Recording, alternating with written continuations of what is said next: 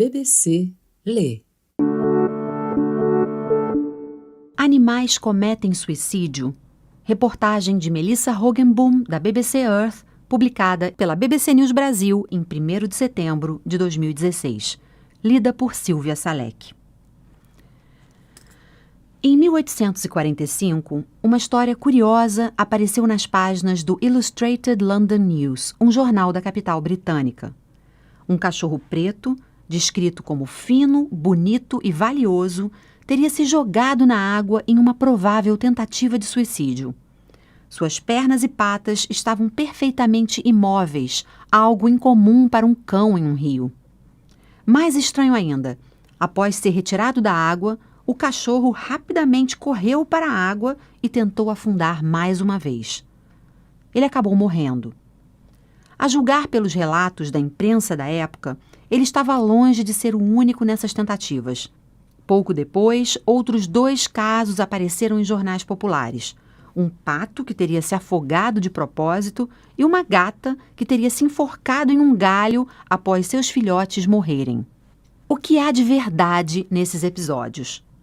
Sabemos que animais podem sofrer problemas de saúde mental como seres humanos, sobretudo estresse e depressão. Mas animais realmente tentam suicídio? A questão não é nova. Os gregos antigos também a consideravam. Há mais de 2000 anos, Aristóteles citou um cavalo que teria se jogado em um abismo após ter sido obrigado a se acasalar com a própria mãe. No século II d.C., o estudioso grego Claudius Aelian dedicou um livro inteiro ao tema. Citou 21 supostos casos de suicídio animal, incluindo um golfinho que teria se deixado capturar, diversos cães que teriam morrido de fome após a morte dos donos e uma águia que teria se sacrificado por combustão na pira em que queimava o corpo de seu falecido dono. A ideia de suicídio animal continuou popular no século XIX.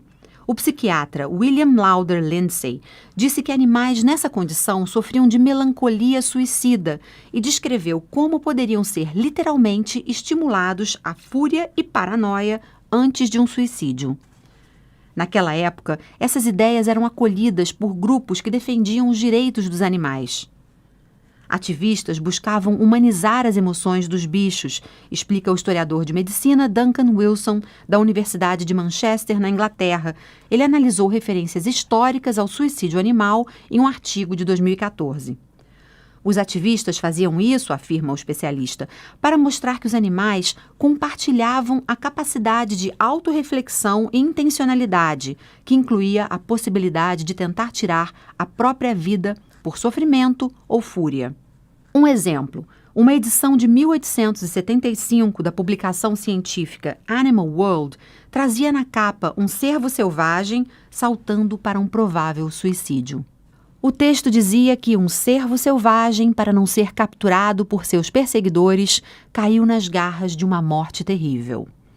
Contudo, com o avanço da medicina no século XX, a atitude humana diante do suicídio se tornou mais científica, e esse tipo de retrato heróico de animais suicidas perdeu espaço.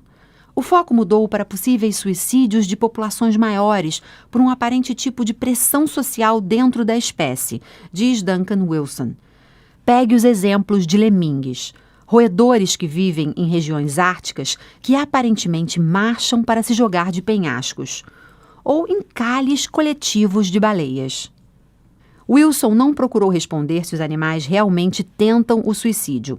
Em vez disso, sua pesquisa revelou que mudanças na forma de encarar o suicídio entre seres humanos se refletiram em nossas histórias sobre os bichos.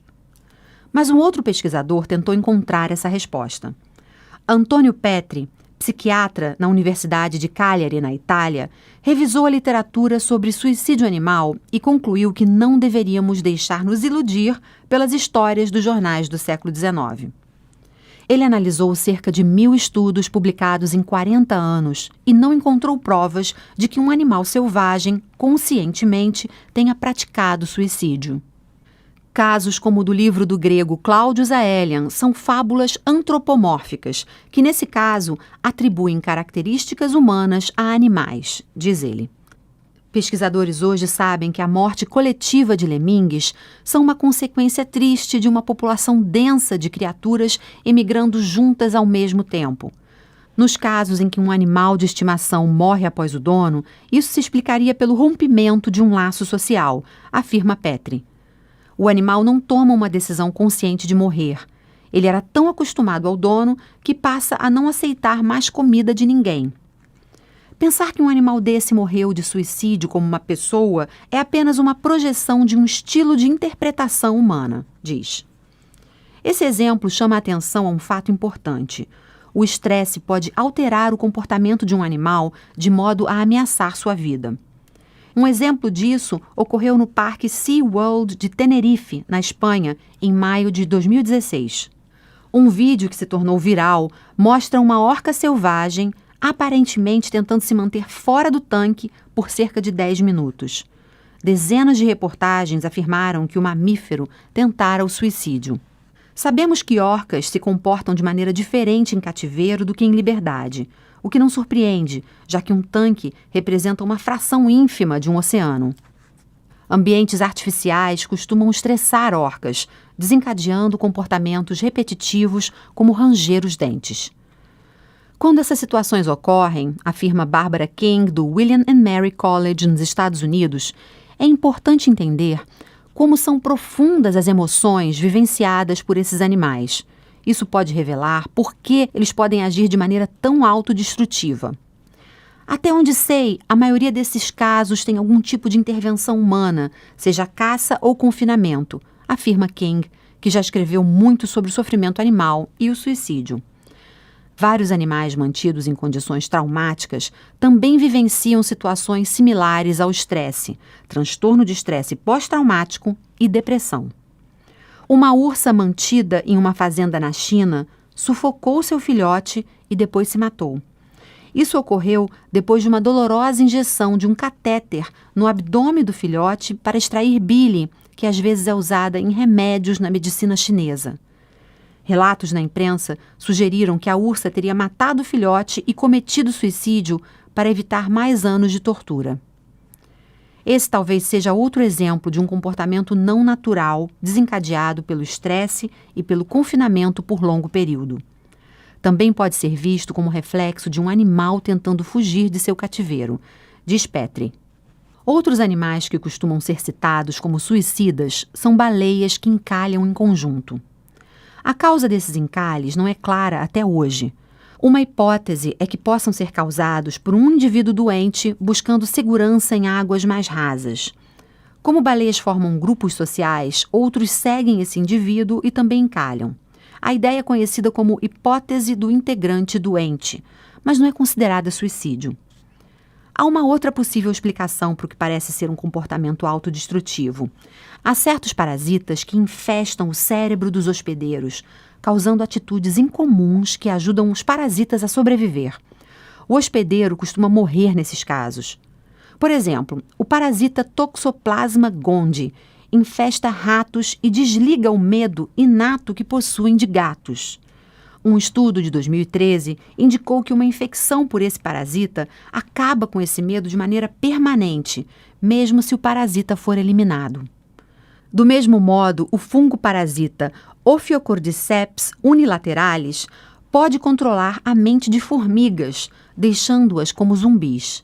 Os insetos acabam sendo levados a morrer em locais mais propícios ao desenvolvimento desses fungos. Há ainda o caso de aranhas que deixam os filhotes comê-las. Embora elas morram no processo, esse sacrifício não é um suicídio, mas um ato extremo de cuidado materno.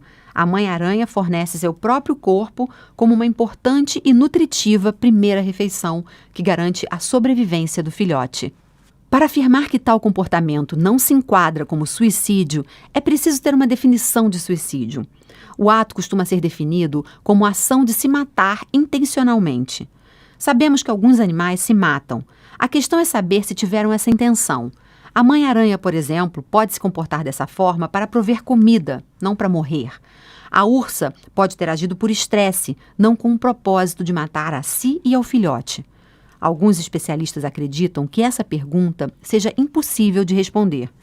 Não estou convencido de que o suicídio animal seja uma questão que a ciência possa responder, afirma Barbara King. Podemos analisar seu comportamento visível, como fazemos quando sofrem, mas não podemos saber se é algo intencional ou não, acrescenta. Outros discordam. Afirmam que algumas pessoas tentam se matar, mas animais não, por diferenças nas habilidades cognitivas. A diferença-chave, afirmam, seria nossa habilidade de pensar bem à frente, no futuro. Muitos animais podem fazer planejamentos, alguns pássaros juntam alimentos para comer depois. Primatas, como orangotangos e bonobos, armazenam ferramentas para uso no futuro, mas isso não demanda consciência sobre o que significa estar vivo. Planejar um suicídio demanda um entendimento detalhado sobre nosso lugar no mundo e uma habilidade de imaginar a própria ausência. Isso exige imaginação. Humanos têm a capacidade de imaginar cenários, refletir sobre eles e associá-los a narrativas mais amplas, afirma Thomas Suddendorf, psicólogo evolucionista na Universidade de Queensland, na Austrália. A maioria de nós supera essas preocupações. Temos um viés otimista inato que nos dá uma visão mais positiva sobre o futuro, mas isso não ocorre com quem tem depressão. Para essas pessoas, o futuro parece sombrio. Pessoas deprimidas enxergam verdadeiramente a realidade, diz Ajit Varki, da Universidade da Califórnia. Ele tem escrito sobre a singularidade humana e nossa capacidade de ignorar ou mesmo negar que vamos morrer. Uma das realidades é que você vai morrer. O resto de nós tem uma habilidade extraordinária para ignorar essa eventualidade, algo que Varki classifica como um capricho evolutivo. Vark sugere que todos os possíveis casos de suicídio animal possam ser explicados por outros meios.